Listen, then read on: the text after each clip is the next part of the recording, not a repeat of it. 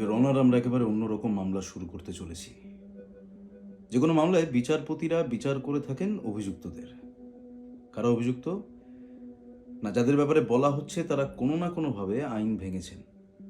আর এই মামলায় যারা অভিযুক্ত তারা এবং তাদের মৃত বা পলাতক বন্ধু রাইখের আমলের আইনের প্রতিভূ। মানে তখন যাকে আইন বলে চালানো হতো, ন্যায় বিচার বলে চালানো হতো। ইওর অনার, এরা ছিলেন বিচারক। তার মানে আজ থেকে বিচারকেরা অন্য কিছু বিচারকের বিচার করবেন।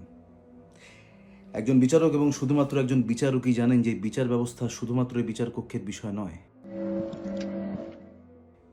আজকে যারা অভিযুক্ত তারাও তা জানতেন। সমস্ত ব্যবস্থার গুরুত্বই তারা খুব ভালো করে জানতেন এবং সবকিছু জেনে সবকিছু বুঝে ওই বিচারকের কালো পোশাক পরে তারা নিশ্চিন্তে নির্বিঘ্নে দিনের পর দিন বিচারের প্যারোডি করেছেন এবং সোজা ভাষায় বিচার ব্যবস্থা ধ্বংস করেছেন। শুধুমাত্র এই কারণে এদের বিচার হতে পারত, কিন্তু শুধুমাত্র এই কারণে আমরা এদের বিচার করতে আসিনি। এদের বিরুদ্ধে যা অভিযোগ তা হলো বর্বরতা, অসহায়ের উপর নিপীড়ন এবং গণহত্যা। যুক্তি, লজিক সবকিছুর উপরেই বিচার চলবে। আমার আপাতত আর কিছু বলার নেই। আপনি কেস শুরু করতে পারেন। Thank you so much, your honour.